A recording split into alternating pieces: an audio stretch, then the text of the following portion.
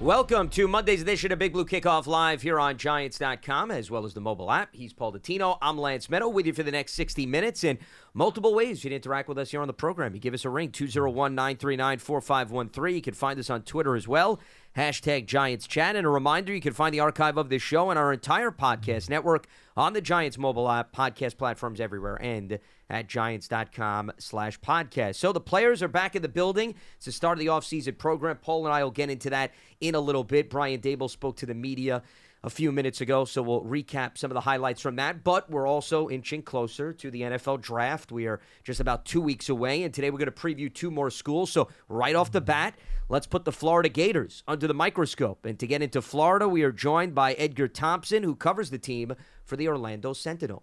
Edgar, you got Lance Medow, Paul Dottino here on Giants.com. Big Blue Kickoff Live. Hope all is well. How's everything on your end? Oh, it's great, man. Thanks for having me as always. 75 degrees, low humidity, and not a cloud in the sky down here in Florida, man. Beautiful day. You must be listening to our other interviews because it seems the trend is everybody always gives us a weather report, Edgar, and no it's matter always what good. part of the country. You yes, notice that? It is. It's always good. Too. And it had been good on our side, too. Yes. Today it's a little bit cloudy, a little rain, but we'll survive as we try to make our way towards the NFL draft. So I want to start, Edgar, with a player that clearly the Giants are not going to take, but will obviously indicate how things may play out in the first round, and that's the Gators quarterback, Anthony Richardson. We know that most people feel it's going to be Bryce Young and C.J. Stroud as the first 2 quarterbacks going off the board, and there's a lot of talk that Richardson could be number 3. What are you hearing with respect to that, and how high do you think he ultimately will go? Well, you know, he certainly offers – he's the ultimate risk-reward guy in this draft, probably. I'm sure there are guys I'm not aware of maybe at another position. I mean, quarterback's so, you know, high-profile, written about so much, but just incredible physical tools. But his body of work at Florida last year was very inconsistent. I mean, his first year as a starter, I think there's some, you know, history with him where he just didn't get have the supporting cast and the quarterback training in high school. And then he comes in as an early enrollee during the COVID year. Brian Johnson, who's now coaching Jalen Hurts, who just signed the monster deal, his quarterback's coach and now the OC at the Eagles, was here in 2020. But there wasn't a lot of work taking place because of limits put on the program by the health people here in the area, and the UF health people, of meetings and this and that. And then he comes in 2021, he's a backup. So I think Anthony's just scratching the surface. So I'm high on him. I think he's got tremendous upside. His arm strength's ridiculous. He set combine records. He ran a 4.43, 40-inch vertical, 11-foot broad jump, whatever. He's an incredible athlete. Well, can he process the game? Can he make the accurate 8 to 12, 15-yard throws that maybe he missed some too often last year? That's the question with him. It's a roll of the dice. I personally might take that role, but it just depends on what your job security is and who you can put around him and who you can have mentoring him, who you can have coaching him. It comes down to that a lot of the time, guys, right? Sure. You've been around the NFL for years. You got to fit the system. You got to have a supporting cast. You got to have coaching. And if he gets all those and isn't thrown under center week 1, you might have something there. All right, aside from him, who we believe is going to be a first-round choice no matter how high or how low he goes, do you get the sense that there's anybody else coming out of the Gators this year that could possibly sneak into the first round? They got a number of players who I think will be drafted during the 3-day process, but not necessarily anybody else on day 1. How do you see it? Well, Cyrus Torrance, the guard, consensus All-American last year, he might be the first consensus All-American at guard in the history of this program, and that's saying something because there's pretty storied tradition here, at least the last 30, 35 years, beginning with Steve Spurrier. He's a load, man. I mean, he's 6'5". He was playing close to 350 last year, but he's dropped down to 330. He moves really well. I mean, this guy's pretty cut, like, for 330. Like, I was looking at him during pro day, man. I mean, his legs, like his calves, are defined. He can move. He's very talented, road grader. A lot of snaps in his career. He's played 4 years. He's been a starter since day one at Louisiana. He followed Billy Napier from Louisiana to Gainesville. I think he's potentially a first-round pick depending on your needs. Mm-hmm. Beyond that, no one else. Jervon Dexter, the defensive tackle, he's another risk-reward guy. You got a few of those with the Gators, and that's partly because of coaching changes, development, things like that. You switch from Dan Mullen into the Billy Napier era, and some things fall between the cracks in terms of development, and the defense really struggled the last 3 years. And Jervon, a lot was asked of him because of some recruiting misses. The kid was playing like 65 snaps a game last year. It's a lot of snaps for a defensive tackle. He could be very intriguing as a top 75-ish pick. You guys have 57. I don't know if you need a DT, a 3 technique. He's pretty talented, but again, you'd be rolling the dice there. I love Ventrell Miller, the linebacker. He's just a gamer. He's a great tackler. He's a great kind of locker room guy. How highly you would draft him, though, because I don't think he's great at coverage. He'd have a lot to improve there. But, man, he's a hitter, physical player. Certainly can find a spot on an NFL roster. Brenton Cox Jr. was dismissed from the team early November. He was a 5-star at Georgia, transferred here. There's definitely some stuff the interviews and, how much you trust his maturity is a big thing. But he's a big, explosive kid off the edge. But he did not run well in the 40. His 40 time was 4.8 plus, which was a little shocking. So those are some of the bigger names. You have some other guys. Justin Shorter, the receiver. He's a New Jersey kid who was the number 1 rated receiver Penn in the State 2018 transfer, right? class. Yeah, and he was the number 1 rated receiver recruit, number 8 in the nation overall in 2018 out of Monmouth, New Jersey. And hopefully I didn't butcher that name. But no, you're good. Yep.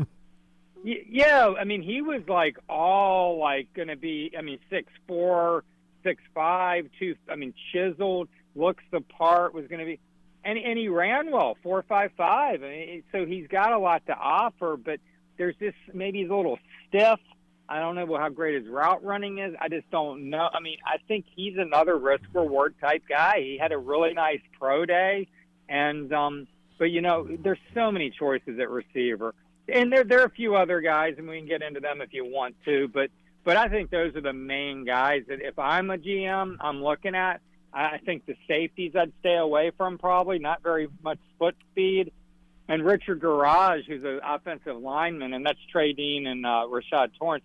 And then Richard Garage, the left tackle last year, I think he can be a rotational guy in the NFL. I think he can play. He was a highly recruited kid, top 75, played a lot of football here. I just don't know if he's he needs to get more physical. He's kind of a finesse guy, but he's good. He's talented. And he has a lot of strikes, or a lot of starts, excuse me. Edgar, I want to piggyback off of Osiris Torrance, who you mentioned could maybe sneak into the first round. I think if he played tackle, he probably would be a lock to go in the first round. Not to say that he's not a good offensive lineman with upside, but the old story is some teams don't want to use that high of a pick on a guard. How much player flexibility, though, do you think he has outside of left guard and right guard, which he played in college? And number two, he, according to the numbers that I saw, never gave up a sack, whether it be at Florida or Louisiana, which is quite remarkable and quite impressive. How's his pass protection versus his run blocking overall as an offensive lineman? I don't know about that statistic. I think there might have been Billy even allowed maybe one, or admitted maybe there was one sack in there. How these statistics are, and they're certainly going to build a kid up. Great young man, don't get me wrong, and a real talent. I'm not sure. I don't know enough about that stat. It seems I'm kind of incredulous when I hear it. Really never gave up a sack, but okay. Maybe he didn't. But I tell you, he opened some holes last year. The run game at Florida was very good.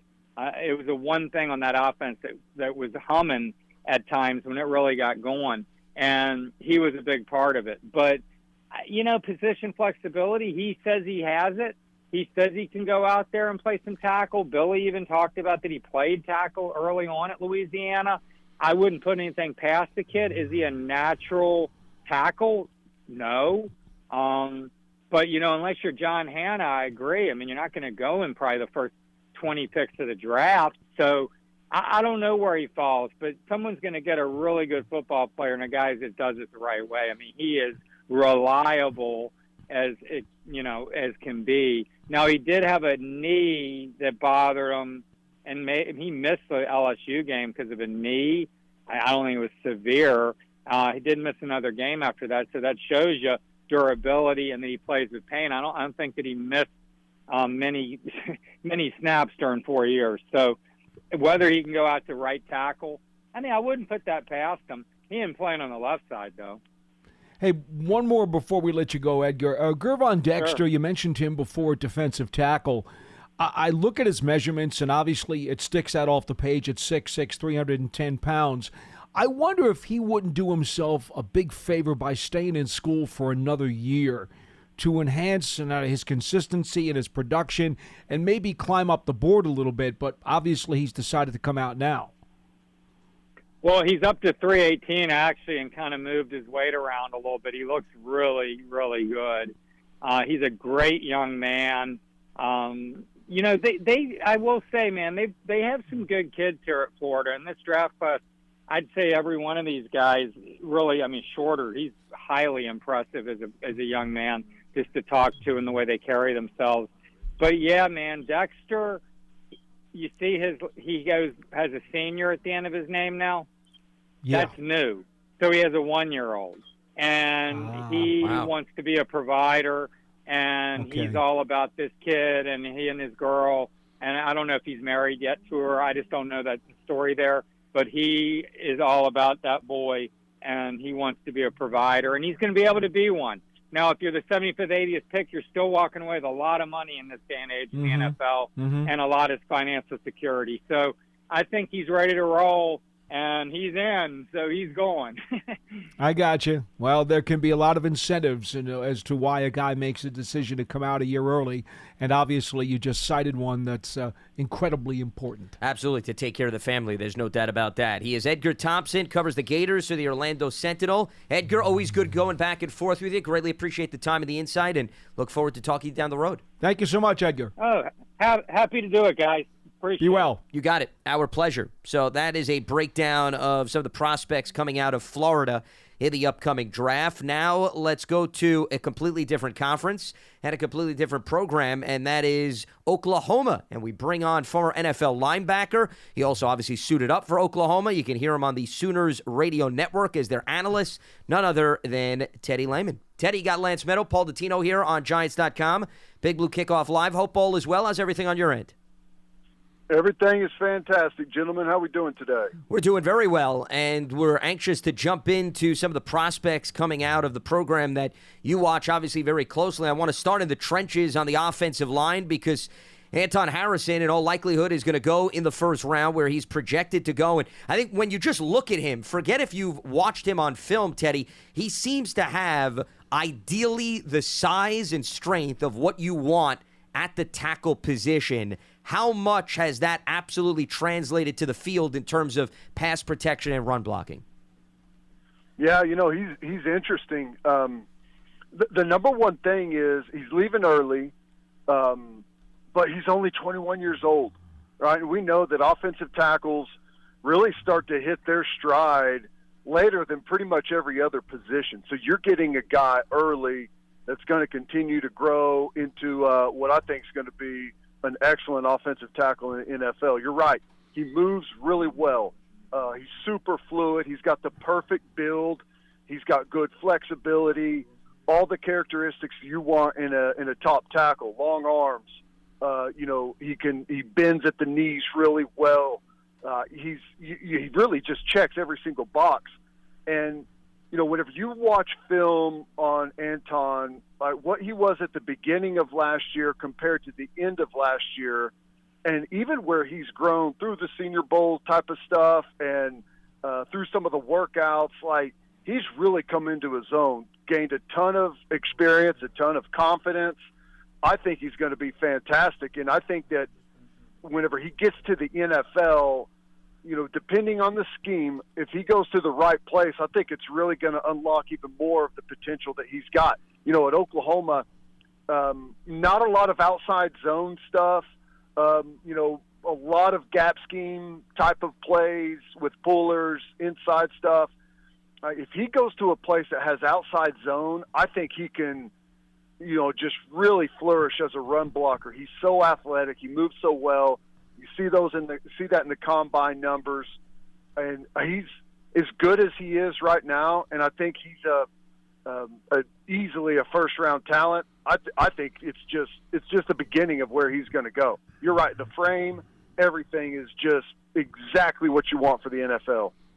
Well, offense is certainly the big ticket for the Sooners in this draft because there are two skill position players that I want to get quickly to here, Teddy, because Marvin Mims and Eric Gray may not have the biggest frame, may not have the biggest size of a receiver and a running back coming into this draft, but they both bring a lot to the table in terms of their skill sets. Yeah, no, there's no doubt. Starting with Mims, just an excellent down-the-field receiver.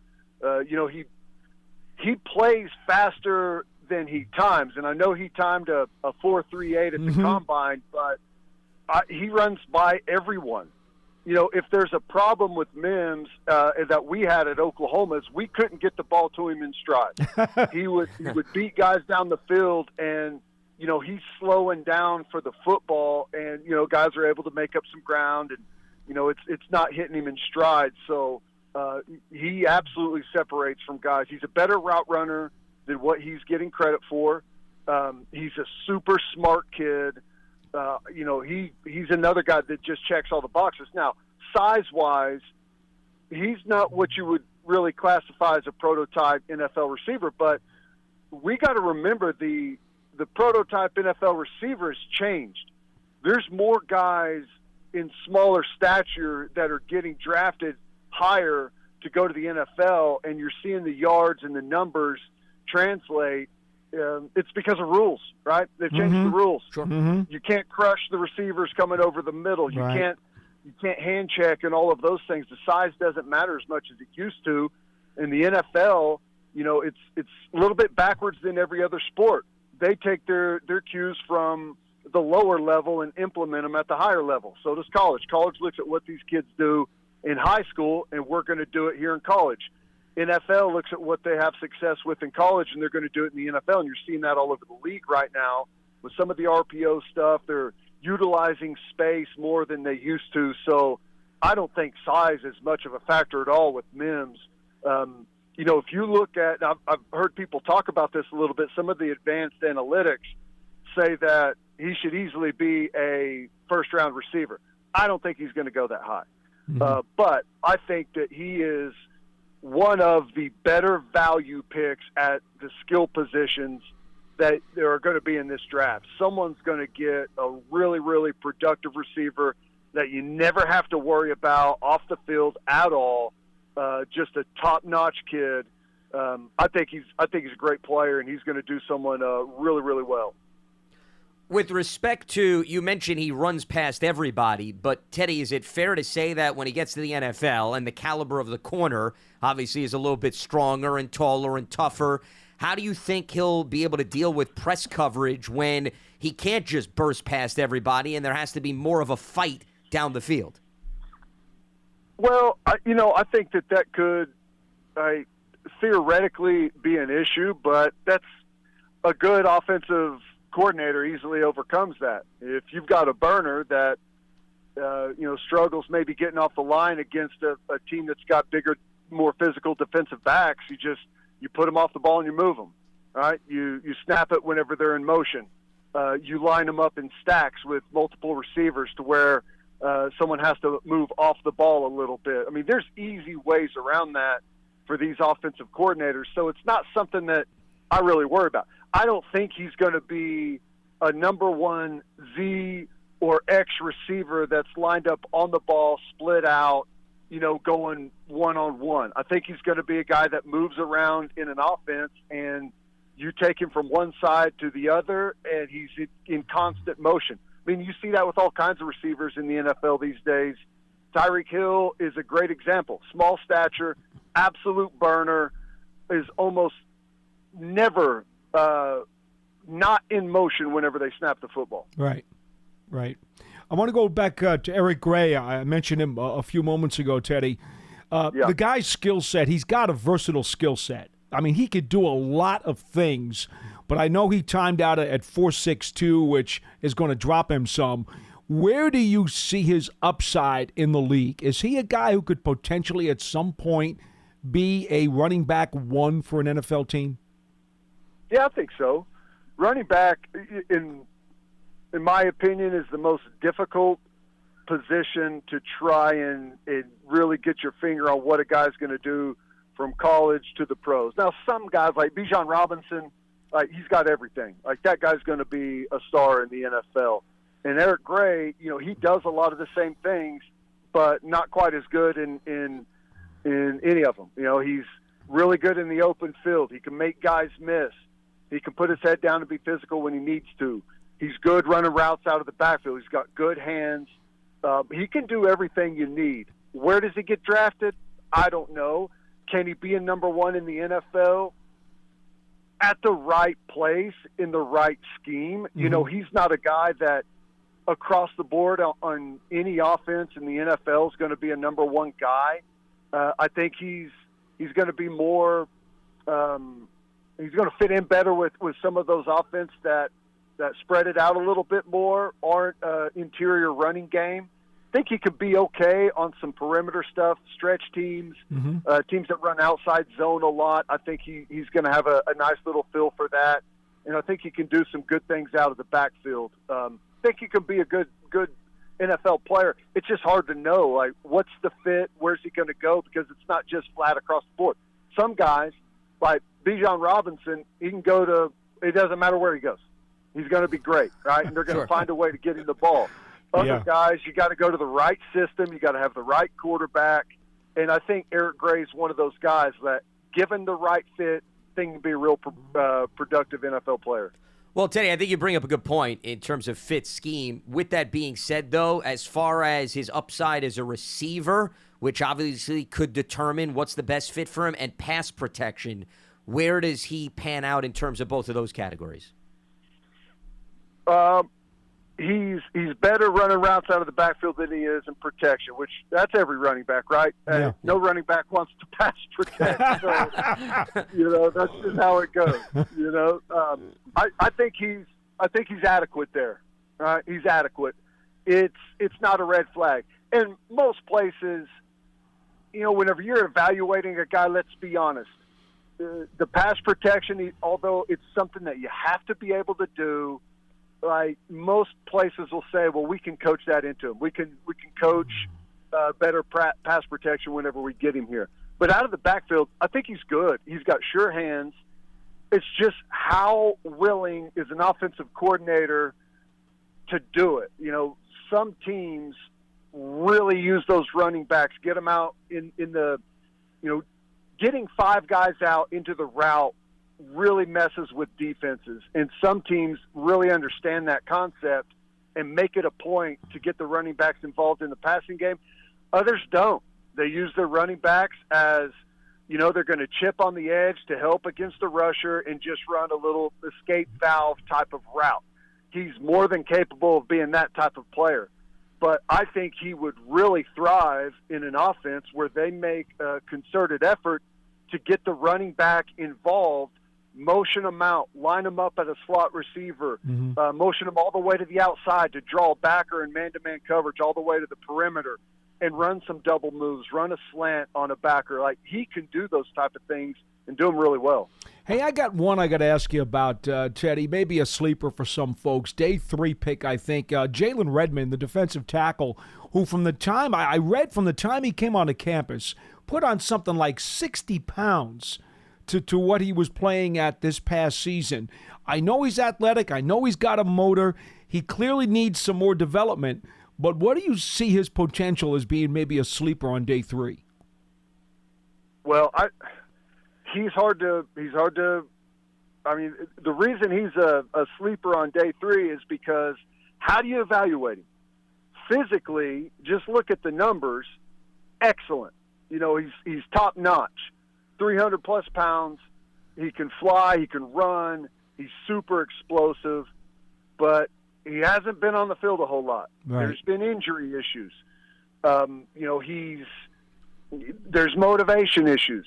What are you going to get out of him day to day? Is he going to show up every single game and give you the same exact effort day in, day out? Like, he hasn't done that yet in college.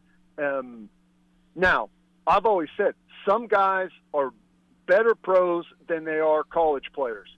It just the schedule, being able to have a lot of time on your own. It's a more individual sport than team sport compared to college. It's still a team sport, but in college you got 100 guys from all over the place that are all in different stages of development. You're trying to build culture. You're trying to build team. It's just different than it is in the NFL. And some guys, just flat out don't ever buy in to what's going on in college. Like, I think he may be one of those guys.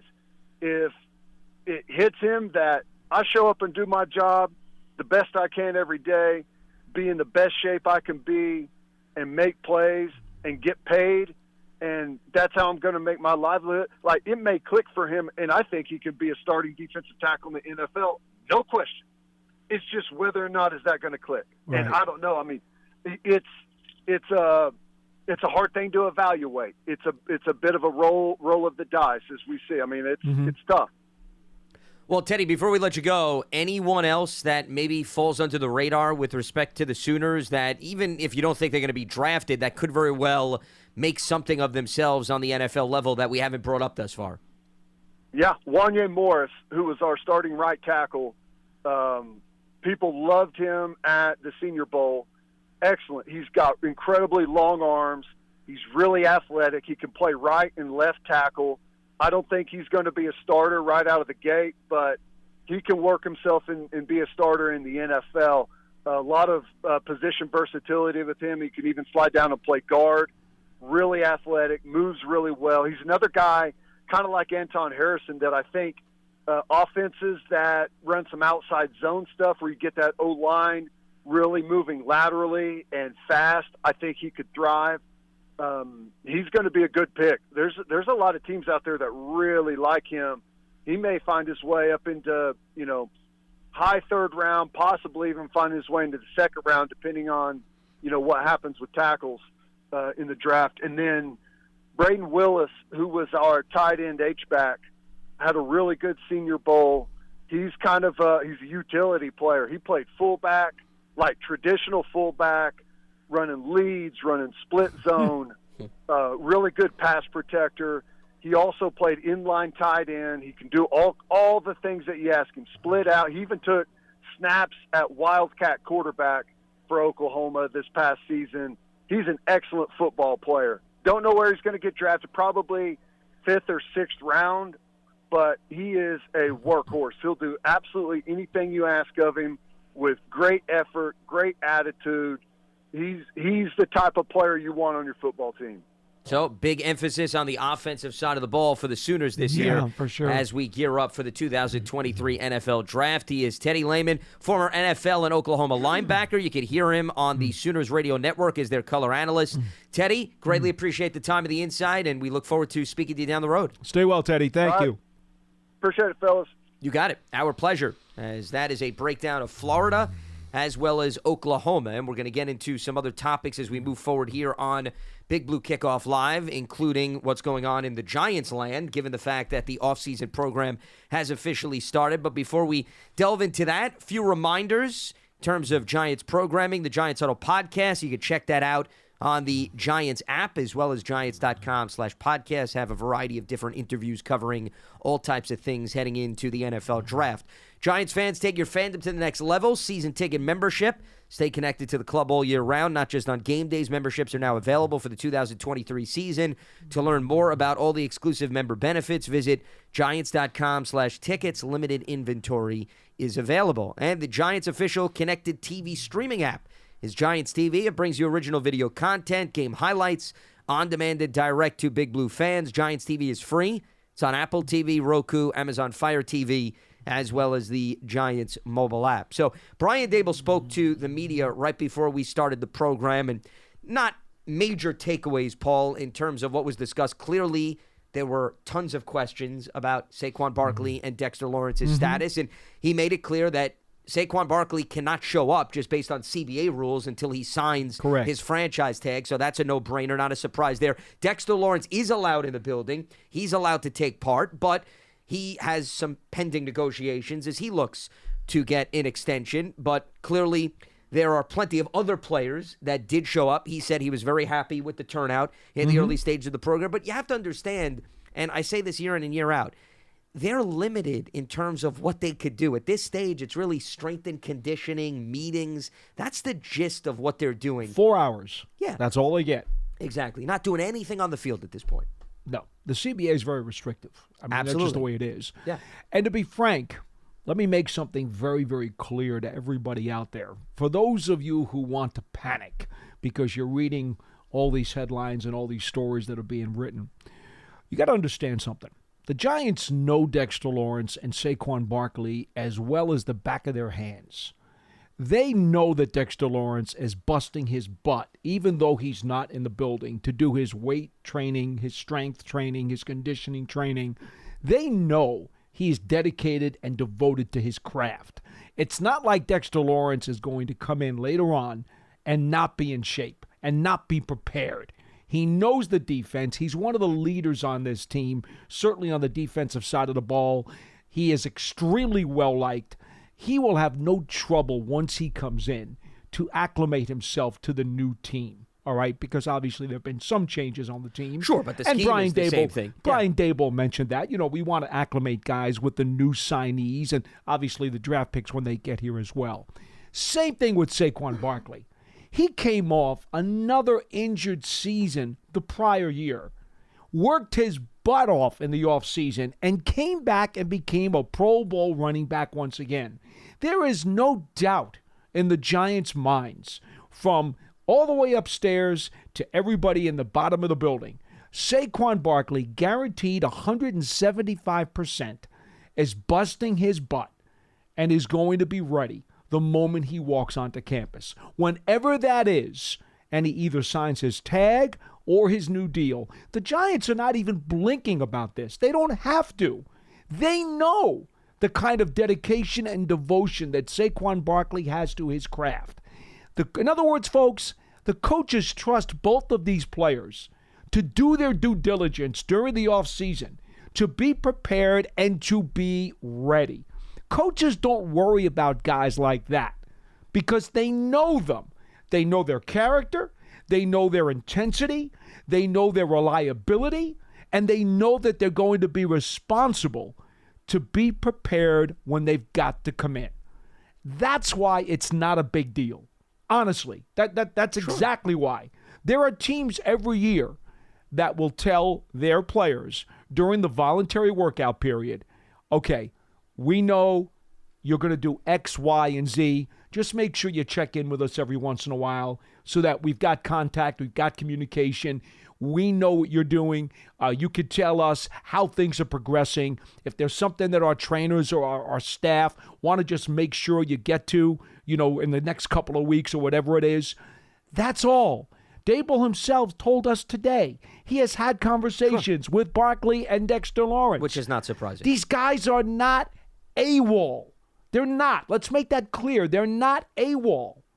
And so because of the character that they are, and because the team can trust them to prepare, this is like a sesame seed on a roll. That's how tiny this issue is. Things that happen in April are never even brought up once we get to October and November of the season, too. That's why I find it comical. I understand we need something to talk about Daboll's around quote, this time of the year. It's April 17th. We've got a long way until we get going. Well, but we go through this every single year. It's cyclical.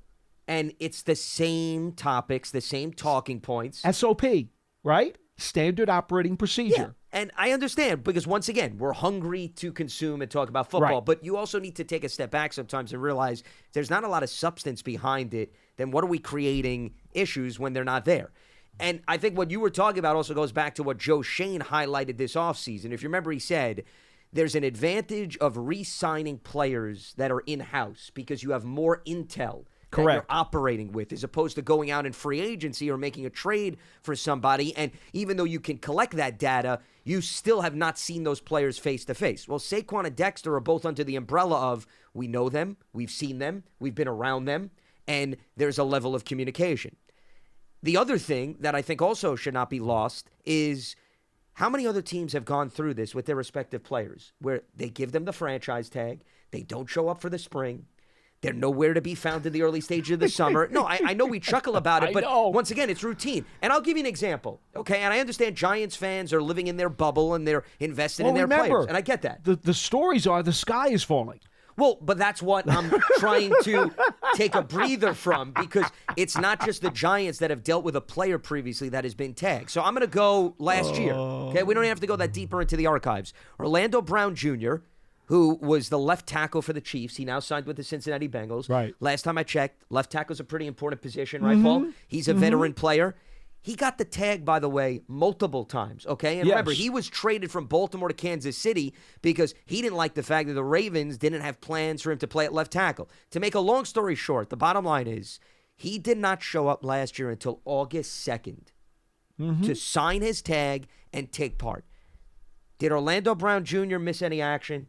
Did the Chiefs not finish with the best record in the AFC? Did they not get to the playoffs and win the Super Bowl? They got a trophy. Okay, Yeah. So did Orlando Brown Jr.'s absence in April and May negatively impact the well-being and outlook of the Kansas City Chiefs? Nope.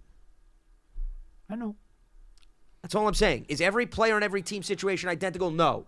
But there's an example that happened last year at an important position, a veteran player, and everybody survived. But you don't have to sell papers, Lance.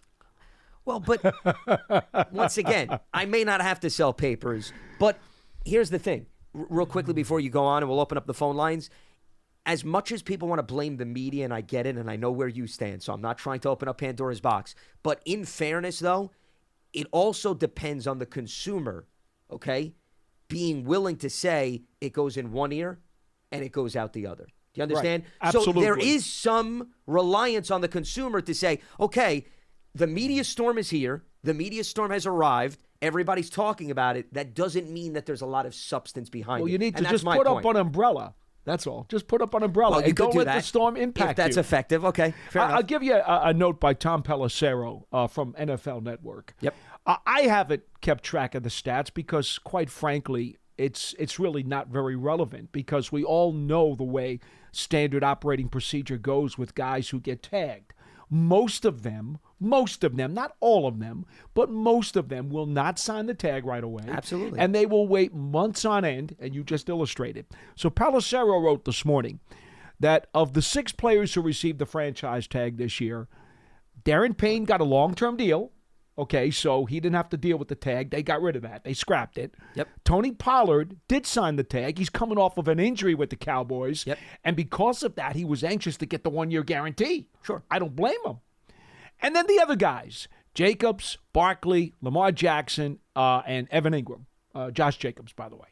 Those other 4 guys decided not to sign their tags. And they're all in the same boat. They're all in the same boat, and they will all continue to talk to their teams and try to figure out exactly when it is that they're going to come in. Because you know what, folks? What's the one alternative that they all have? They could sit out the season.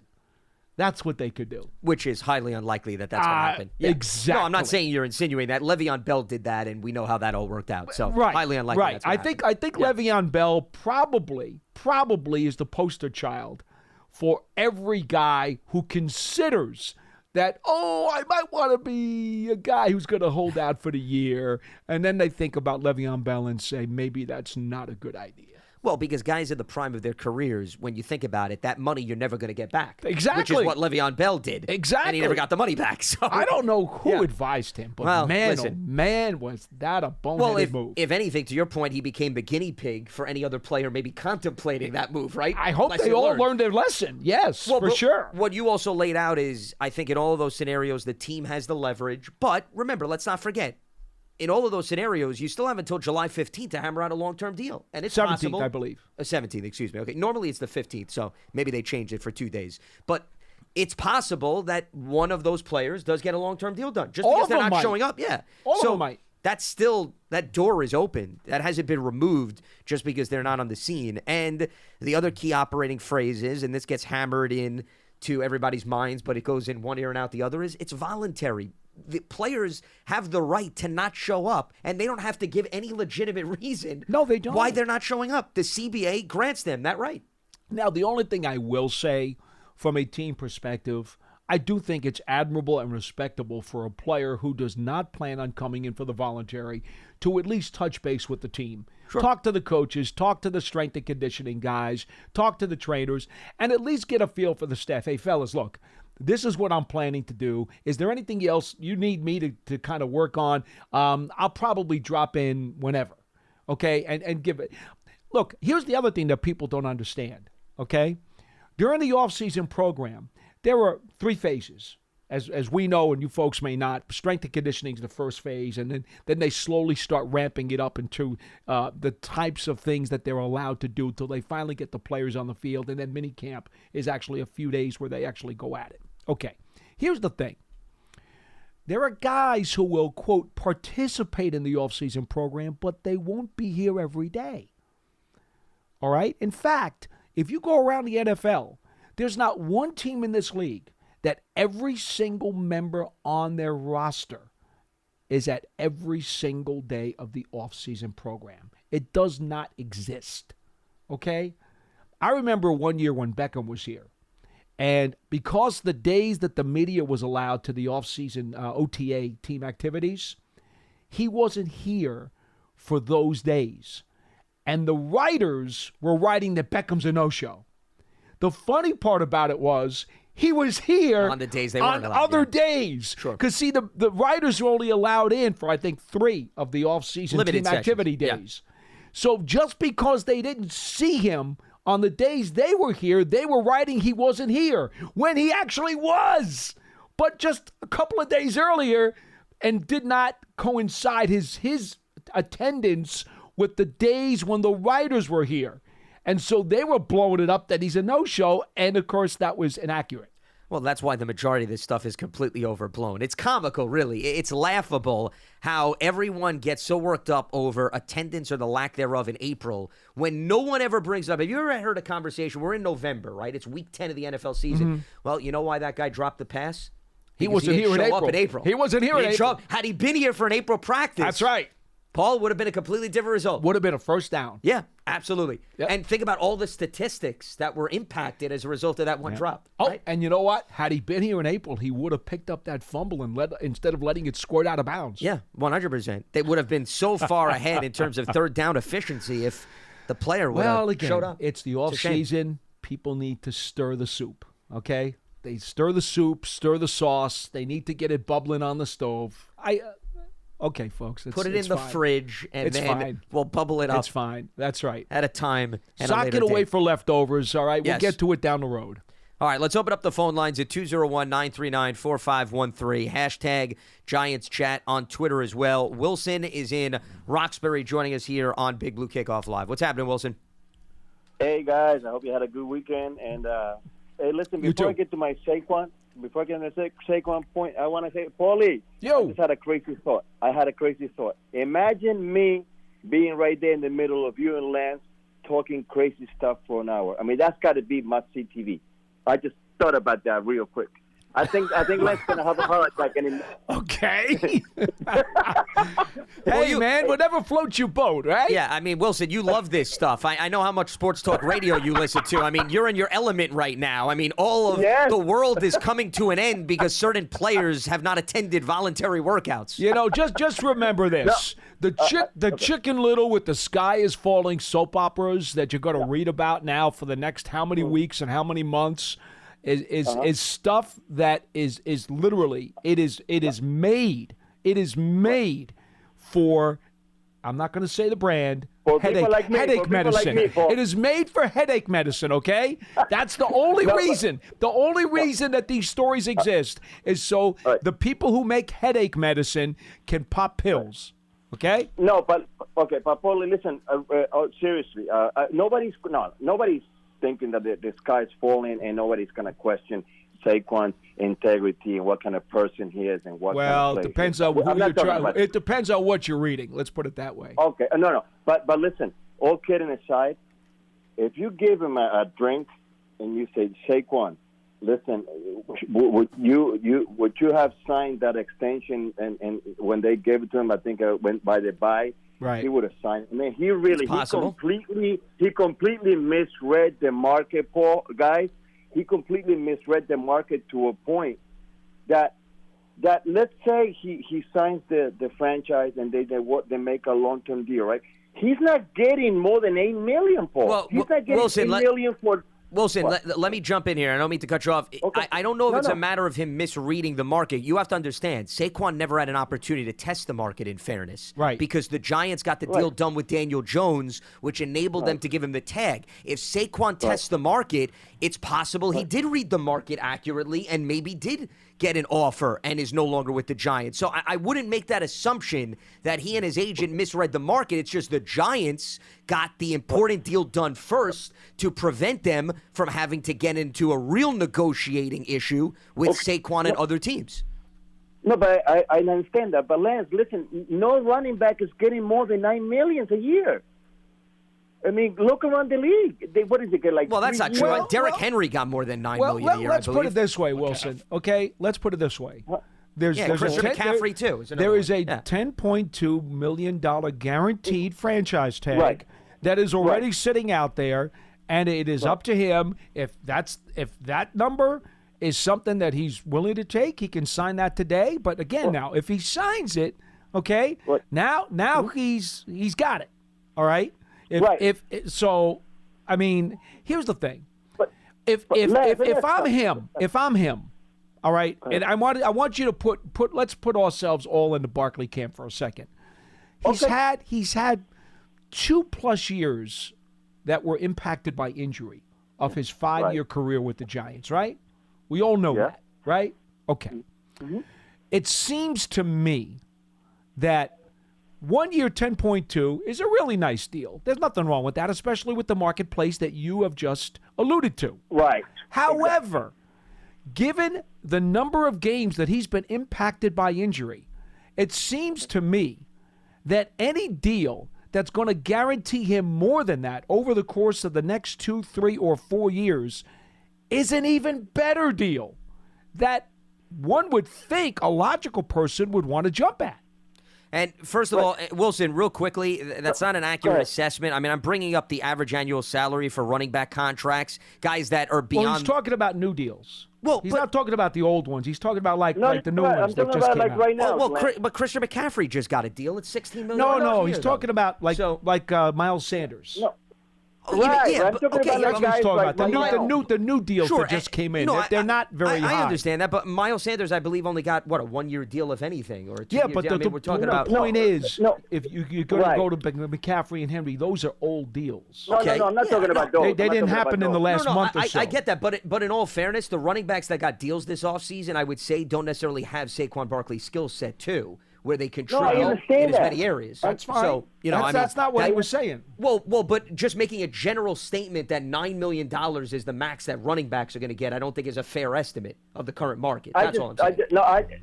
No, what I was saying, right. But what I say was, and not like before, like in this market, because Saquon became a free agent this year. No, Yeah. but So, he, and but he, this yeah, but he year's never market- became this a year's free market- agent is the point. He never had an because opportunity they to test the handcuffed him. market. Yeah, they handcuffed him. Right. So in this market, I think I don't know. I mean, before you guys let me go, let me ask you guys something. What do you think? I mean, I know it's so hypothetical, but what do you think? Let's say he signs the deal, right, and the Giants will give him, like I say, I don't think the Giants are going to go more than 3 years. 24 million, maybe 18 guaranteed.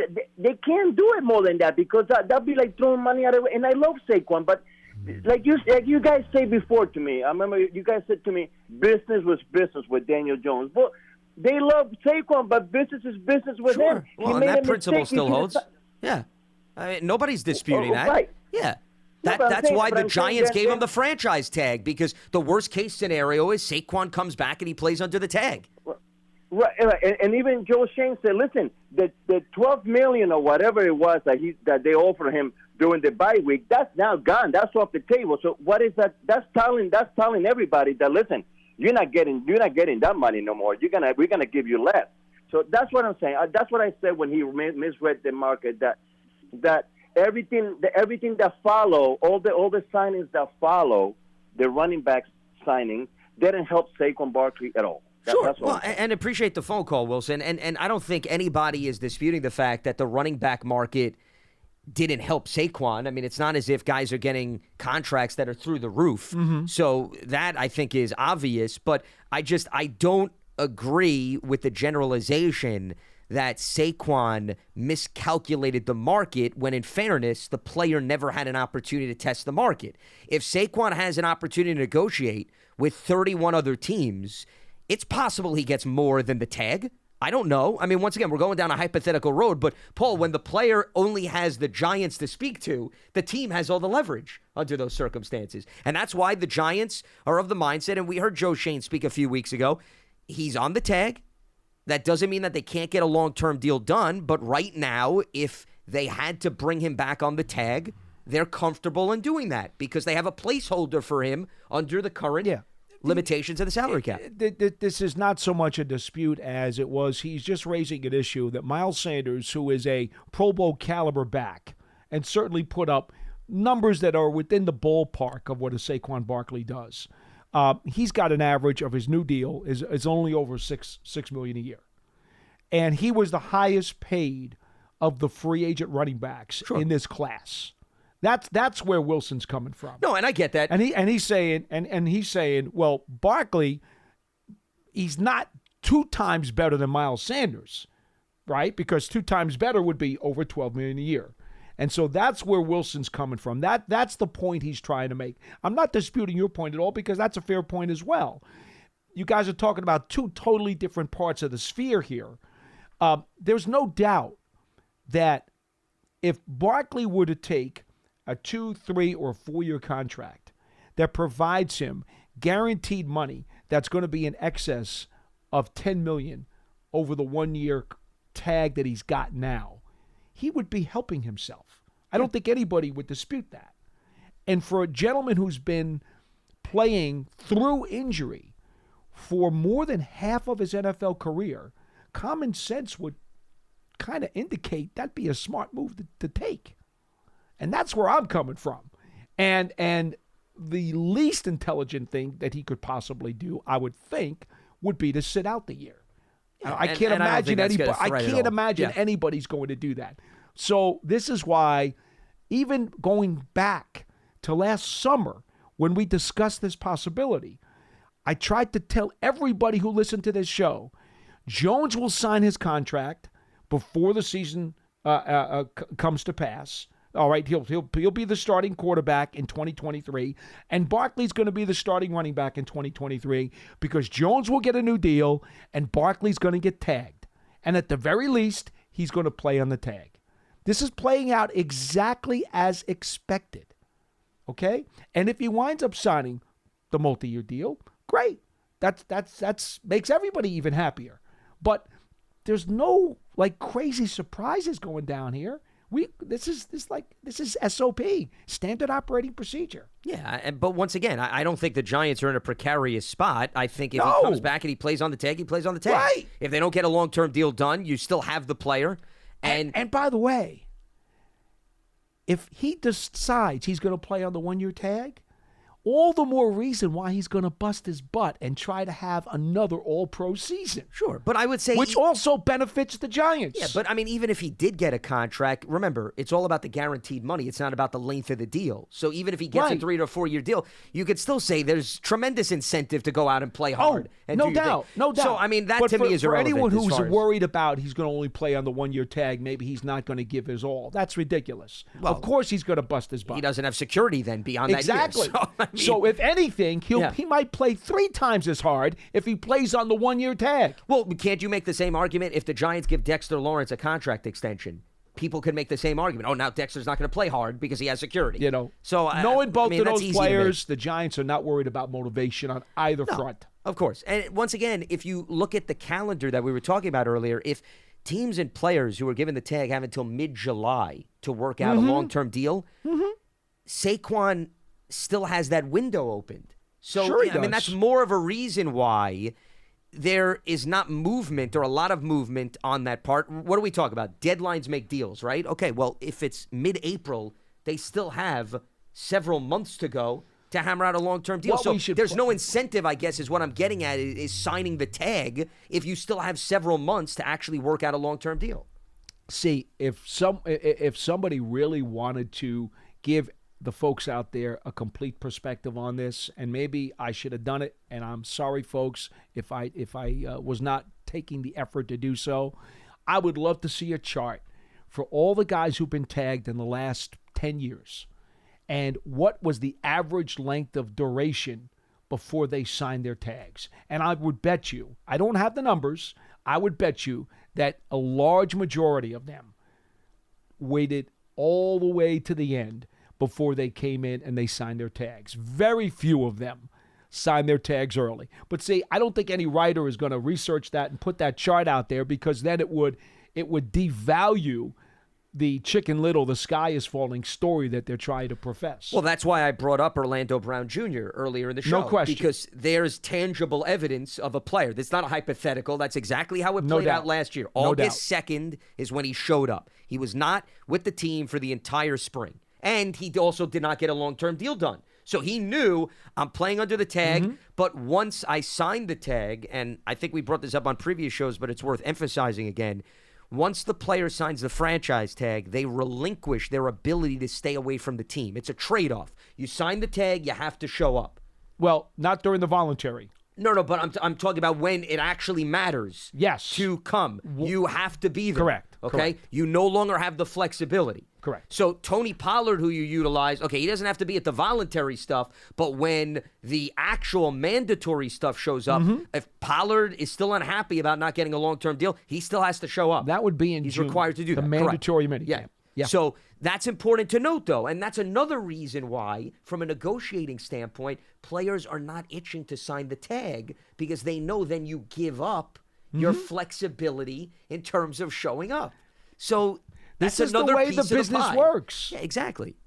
But once again, to your point, it's a boring headline to say Tony Pollard signs the franchise tag and gives up his flexibility to hold out, as opposed to Tony Pollard doesn't sign the tag and all of a sudden the fabric of team chemistry has thrown out the window as a result. So, Yes.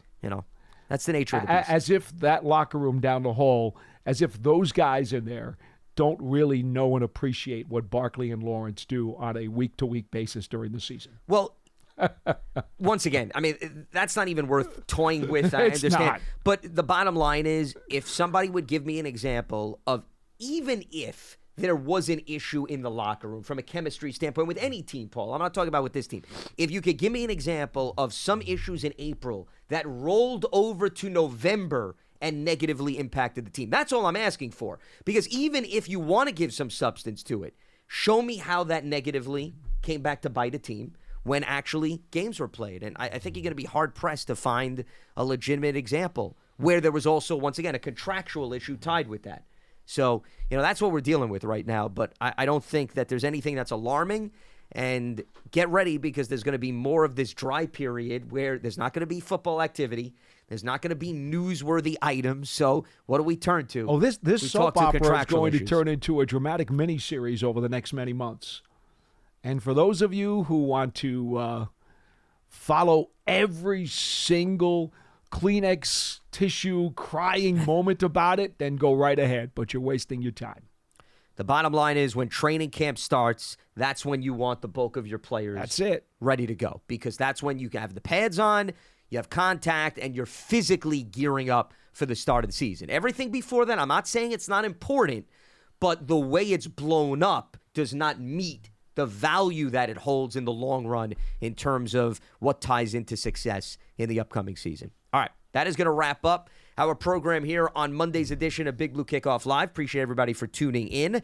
He is Paul Dottino. I'm Lance Medow. We will be back up and running again on Tuesday, 12:30 p.m. Eastern. And a reminder that today's program is part of the Giants platforms everywhere and Giants.com/podcast. We will speak to you on Tuesday right here on Giants.com. For Paul, I'm Lance. Have a good one.